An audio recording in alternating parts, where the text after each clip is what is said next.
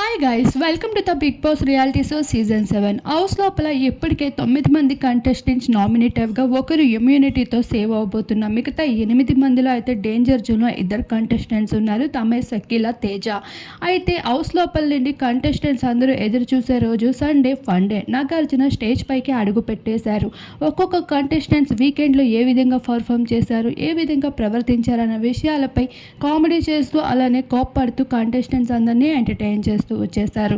అయితే ఇప్పటికే అర్జున్ అంబాటి హౌస్ లోపలికి పంపించే దానికి సంబంధించిన పనులు కూడా పూర్తి చేసుకున్నారు. బిగ్ బాస్ మరో సీక్రెట్ రూమ్ కూడా పెట్టబోతున్నారు. ఇంకొక విధంగా చెప్పుకోవాలి అంటే జబర్దస్త్ షో నుండి కొంతమంది, టీవీ9 నుండి ఒక యాంకర్, ఇలా చాలామంది కంటెస్టెంట్స్ రాబోతున్నారు అంటూ పలు వార్తలు బయటికి రావడం విషయం మనందరికీ తెలిసిందే.